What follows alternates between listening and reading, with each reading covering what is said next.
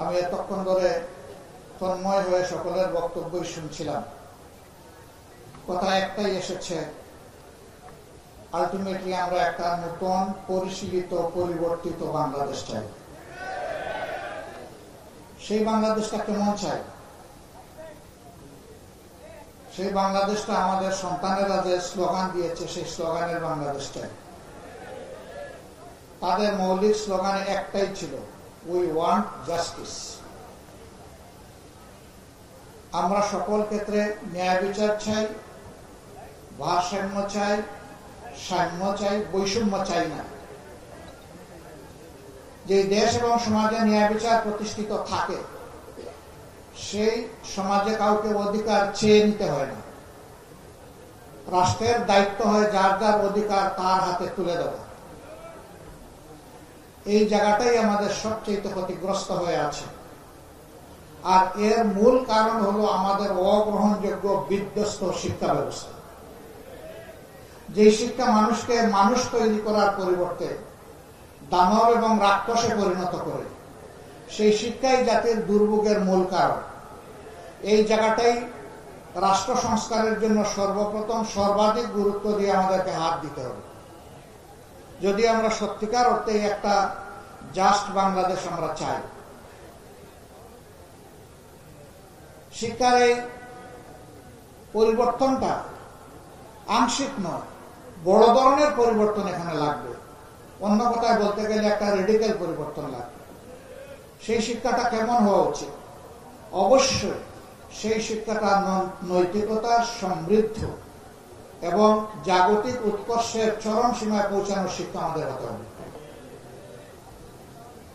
আজকে নৈতিকতা না থাকার কারণে যারা সাধারণ মানুষ, যাদের অত শিক্ষা দীক্ষা নেই, যাদের সার্টিফিকেট এত লম্বা নয়, তাদের দ্বারা দেশের বড় কোনো ক্ষতি হয় না। বরঞ্চ শিক্ষার এই নিয়ামত আল্লাহ তাআলা যাদেরকে দিয়েছিলেন, আমরা দেখতে পাচ্ছি কলায় কৌশলে, আকারে ইঙ্গিতে, এদিকে ওদিকে করে তারাই জনগণের সমস্ত সম্পদ তাদের পকেটে পুরে ফেলছে। পুরে ফেলেও তারা শান্তিতে নাই। এই টাকা তারা এদেশে কাজে লাগানোর সাহস নাই, কারণ জবাব দিতে পারবে না এই টাকা কোত্থেকে পেয়েছে। এই জন্য জনগণের টাকা পকেট কেটে এখান থেকে সংগ্রহ করে সমস্ত টাকা এখন বিদেশে পাচার করে দিচ্ছে। এ পর্যন্ত যে তথ্য এসেছে তাতে 26 লক্ষ কোটি টাকা সেই 15.5 বছরে বাংলাদেশ থেকে পাচার করা হয়েছে। আফসোস, এই সরকার খুব বড় গলায় অমুক চুর তমুক চুর মানুষকে এই ধরনের অপমান করত। জাতীয় শীর্ষ নেতৃবৃন্দকে অপবাদ দিয়ে লাঞ্ছিত করেছে, কষ্ট দিয়েছে। সবচেয়ে বেশি আক্রোশ মিটিয়েছে উলামায়ে কেরামের অসহ্য যন্ত্রণা। উলামায়ে কেরামকে কোনোভাবেই সহ্য করতে তারা পারেনি, যার কারণে আমরা দফায় দফায় দেখেছি যারা ইমানদার দেশপ্রেমিক মানুষ তাদেরকে সবচেয়ে বেশি অপমানিত করা হয়েছে। হাজার হাজার উলামায়ে কেরামকে মিথ্যা মামলা দিয়ে জেলে নিয়ে লাঞ্ছিত করা হয়েছে। কোরআনের পাকি হাফিজ অনেক এতিমকে নির্বিচারে গুলি করে হত্যা করা হয়েছে। বাপখানা এমন ছিল যে এরা কোনো মানুষও নয় এবং সাধারণ প্রাণীর পর্যায়ে পড়ে না, তারা বোধহয় আরো উপেক্ষিত কোনো কিছু। শাপলা চত্বরের ঘটনা এই দেশবাসী কখনো ভুলেনি এবং ভুলবে না। এটাকে নিয়ে কত উপহাস করা হয়েছে। প্রধানমন্ত্রীর দায়িত্বপূর্ণ চেয়ারে বসে তিনি বলতে পেরেছেন যে সেখানে রক্ত ঝরেনি, সেখানে হেফাজতের লোকেরা রং ছিটিয়ে দিয়েছিল। ধিক্কার জানাই। আপনি মানুষ হলে এমন কথা মুখে আনতে পারতেন না। আরেকজন পুষ্যমন্ত্রী তিনি বলেছেন এই ছাত্রদের আন্দোলনের যখন ক্লাইম্যাক্সের দিকে যাচ্ছিল যে সাবধান করে দিচ্ছি, বাড়াবাড়ি করবে না, যদি বাড়াবাড়ি করো তাহলে 5 মে যেটা হয়েছিল শাপলা চত্বরে রাত 12টার পরে সবকিছু সাফ করে দেওয়া হয়েছিল। এই কথার মাধ্যমে তিনি আত্মস্বীকৃত খুনি হিসাবে তার দলকে দুনিয়ার সামনে প্রেজেন্ট করেছেন। এদের খুনের ইতিহাস নতুন নয়। আমরা শ্রদ্ধা জানাই 47-এ যারা লড়াই করেছেন, 71-এ যারা লড়াই করেছেন, 24-এ যারা লড়াই করেছেন। 47-এর কারণে যে ভূখণ্ড তৈরি হয়েছিল আজকে তাই বাংলাদেশ। সেই ভূখণ্ড তৈরির জন্য যারা তাদের সমস্ত মেধা যোগ্যতা নিয়োজিত করেছিলেন, তারা পরবর্তী পর্যায়ে বিভিন্ন দলে তারা বিভক্ত হয়েছিলেন, কিন্তু জাতিকে দেওয়া অঙ্গীকার তারা পূরণ করেননি। 23 বছরের বৈষম্যের বিস্ফোরণ ঘটেছিল 71 সালে। আবার 71 সালে জাতির অধিকার, ভোটের অধিকার স্বীকার না করার কারণে, ভোটকে মূল্যায়িত না করার কারণে অনিবার্য হয়েছিল মুক্তিযুদ্ধ। আবার মুক্তিযুদ্ধের মধ্য দিয়ে যে কমিটমেন্ট, অঙ্গীকার জাতিকে দেওয়া হয়েছিল তা করা হলো লঙ্ঘন। সোনার বাংলা বানাতে গিয়ে দেশকে বানানো হলো শ্মশান বাংলা।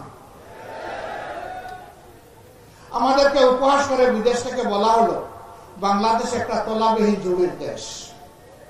এই জুড়িতে যা রাখা হয় এটা পাতালে চলে যায়, পরে আর এটার কোনো খবর পাওয়া যায় না। এবং এর আত্মস্বীকৃত নেতা ছিলেন জনাব শেখ মুজিবুর রহমান সাহেব। তিনি তার সঙ্গীদের ব্যাপারে যে সার্টিফিকেট দিয়ে গিয়েছেন, এর চাইতে বড় সার্টিফিকেট আর কেউ দিতে পারবে না। তিনি ডাইনের লোক, বামের লোক, সামনের লোক, পিছনের লোক, চতুর্দিকের লোকের ব্যাপারে একটা সার্টিফিকেট দিয়েছিলেন। আপনারা জানেন তো কি সার্টিফিকেট? আমি বলতে গেলাম না। আপনারাই যেহেতু সচেতন, বুদ্ধা, শ্রদ্ধা, আপনারাই বললেন। এই যাদেরকে তিনি রেখে গিয়েছিলেন তাদের বুকে দেশপ্রেম, মানুষের প্রতি মমত্ববোধ, ভালোবাসা জনগণ আর দেখতে পেল না। তারা অনেক বড় বড় বুলিয়া উড়াইয়া বিশেষ একটা বোঝাপড়ার মধ্য দিয়ে 2009 সালের 10 জানুয়ারি ক্ষমতায় এসেছিলেন, অথবা 7 জানুয়ারি হবে, আমি একটু কনফিউজড আছি। তারা ক্ষমতায় আসার পরে কি শুরু করলেন? তারা ক্ষমতায় আসার আগে যা জানান দিয়েছিলেন তাই শুরু করলেন। 2006 সালের 28 অক্টোবর জোট সরকারের শেষ দিন ছিল। সেই দিনে সারা দেশে স্বয়ং তখনকার বিরোধী দলীয় নেত্রীর আহ্বানে যারা রক্তচোষা তারা সবাই চলে এসেছিলেন ঢাকায়। লগি বইটার তাণ্ডবে মানুষ খুন করে তারা জানান দিয়েছিলেন, আমরা যদি ক্ষমতায় যাই তাইলে আমরা এই কর্মসূচিটাই বাস্তবায়ন করব। তাই করেছেন। ক্ষমতায় বসার মাত্র 2 মাস পূরণ হয়নি। 25 এবং 26শে ফেব্রুয়ারি পিলখানায় তৎকালীন বিডিআর সদর দপ্তরে 57 জন চৌকস দেশপ্রেমিক সেনা অফিসারকে হত্যা করার মধ্য দিয়ে তাদের যাত্রা শুরু হয়েছে। এরপরে অন্যতম দেশপ্রেমিক শক্তি জামাতকে তারা বাছাই করে নিয়েছিলেন এবং আমাদের 1-2 করে 11 জন শীর্ষ দায়িত্বশীলকে তারা নির্মমভাবে হত্যা করেছে। কাউকে ফাঁসি দিয়ে, কাউকে জেলের ভিতরে ঠেলে দিয়ে।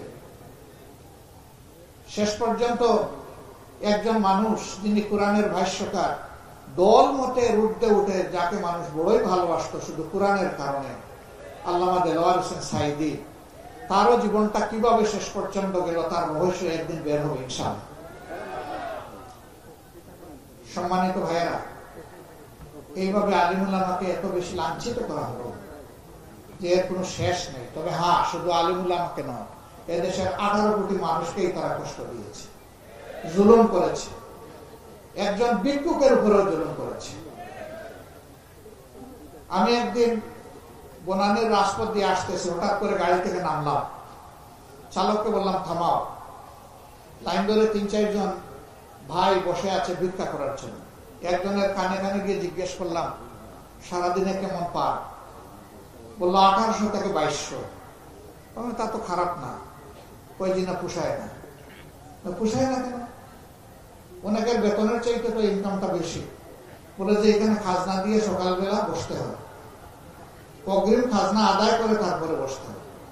জিজ্ঞেস করলাম খাজনা কারে দেন? বলে যে কেটার দেন। তো রেট কত? কই এক এক জায়গার এক রেট। তারাও তখন ক্যাডার বুঝতো। ক্যাডার আমরা বুঝতে পারছি তো এই ক্যাডার কারা। এরা এতই নিচু মনা যে আমাদের ভিক্ষুক ভাইগুলার কাছ থেকেও তারা ভিক্ষা নিত। তো এরা কার উপর জুলুম করেন নাই বলে? এরা সবার উপর জুলুম করেছে। সবচেয়ে বেশি আক্রোশ মিটিয়েছে আলিম উলামার উপর। আমি আগেই বলেছি, খুতবা দাঁড়িয়েছেন একজন খতিব, তিনি খুতবা দেবেন, একজন উচ্ছৃঙ্খল সন্ত্রাসী মুসল্লির বেশে সেখানে ঢুকেছে, ফুস করে উঠে খতিবের হাত থেকে মাইক কেড়ে নিয়ে গেছে। এই ঘটনা বাংলাদেশে ঘটে নাই? ওয়াজের মাহফিলে, তাফসির মাহফিলে একজন ওয়াজ করছেন, একজন মুফাসসির তিনি তাফসির করছেন, সেখানে বিশৃঙ্খলা সৃষ্টি করা হয়েছে, তাকে অপমান করা হয়েছে, মাইক কেড়ে নেওয়া হয়েছে, মাহফিল বন্ধ করে দেওয়া হয়েছে। কোন কোন ক্ষেত্রে থানা পুলিশকে অন্যায়ভাবে ব্যবহার করা হয়েছে। কেন এত আক্রোশ?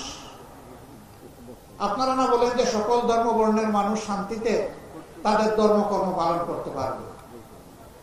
আমরা আপনাদের আপনাদের ব্যাপারে একটা কথা গভীরভাবে বিশ্বাস করি, আপনারা যা মুখে বলেন তা করেন না, আর যা করেন তাই বলেন না। আপনাদের চরিত্র সম্পূর্ণ বিপরীতমুখী। আমরা এটা বলি না, কিন্তু যা আমরা করি জনগণ তার সাক্ষী হয়। এবারকার এই বিপ্লবের পরে অনেকে উস্কানি দিয়েছিল, তারা ওত পেতে অপেক্ষা করছিল যে বাংলাদেশে একটা ব্যাপক বিশৃঙ্খলা দেখা দেবে। কিন্তু আলহামদুলিল্লাহ, আল্লাহ শুকর, দায়িত্ব নিয়ে সমস্ত ইসলামী দল তারা পাহারাদারের দায়িত্ব পালন করেছে। এখানে আলিয়া কওমি ছিল না, জামাত হেফাজত ছিল না, আমরা সবাই একাকার হয়ে গিয়েছিলাম। আমরা মানুষকে আশ্বস্ত করে বলেছি আমরা মেজরিটি মাইনরিটি মানি না। এ দেশ আমাদের সকলের। আল্লাহ যাদেরকে এখানে পয়দা করেছেন নাগরিক অধিকার সকলেই সমানভাবে ভোগ করবে। তবে আমরা এও বিশ্বাস করি দেশের নিরাপত্তা ব্যবস্থা এমন হওয়া উচিত, যদি আমার মসজিদ পাহারা দেওয়ার দরকার না হয় তাহলে মন্দিরে যেন পাহারা দেওয়ার দরকার না হয়। যে যার ধর্মকর্ম করবে, এখানে আমরা কারো উপর জোর করবো না। তবে আমরা মানুষকে আল্লাহর বাণী শোনাতেই থাকবো, এটা থেকে আমরা বিরত হব না। এ দাওয়াত আমাদের চলবে, কেউ পছন্দ করুক অথবা না করুক। সম্মানিত ভাইরা, এখন একটা আকাঙ্ক্ষার নতুন বাংলাদেশ চাই, যেটা আমাদের সন্তানেরা, যুবকরা চেয়েছে। আমি গভীর শ্রদ্ধা নিবেদন করি তাদের প্রতি। 15.5 বছর তিলে তিলে যন্ত্রণা সহ্য করে আমরা বহু আন্দোলন করেছি, কিন্তু এই আন্দোলনের পরিসমাপ্তি আমরা টানতে পারিনি। আমাদের সন্তানদের হাতে পরিসমাপ্তি হয়েছে। তাদেরকে ভালোবাসা জানাই, শ্রদ্ধা জানাই, সেলিউট জানাই। আমরা তাদের জন্য গর্বিত, কারণ আমরা তাদের গার্জিয়ান, আমরা তাদের পিতামাতা। এমন সন্তান আল্লাহ তাআলা এই জাতির মধ্যে আরো বেশি বেশি করে পয়দা করুন, তাই দোয়া করি। এবং আগামীর বাংলাদেশের চালিকা শক্তিটা তাদের হাতে তুলে দিয়ে আমরা তাদেরকে পিছন দিক থেকে সহযোগিতা করতে চাই, দোয়া করতে চাই। তারা এই দেশকে সামনে এগিয়ে নেবে ইনশাআল্লাহ। আমরা সেই বাংলাদেশের অপেক্ষায় আছি এবং গভীরভাবে বিশ্বাস করি যে যেমনটাই মনে করুক, সমস্ত সৃষ্টির স্রষ্টা যে বিধান দিয়েছেন তার বাইরে মানুষের জন্য কোন মুক্তির পথ খোলা নেই। একমাত্র পথ হচ্ছে আল কোরআনের শাসন। এই শাসনের জন্য একটা জিনিসই প্রয়োজন, ঐক্য। তারপরে কি ঐক্য, এরপরে কি ঐক্য। এর বাইরে যাওয়ার কোনো সুযোগ নেই।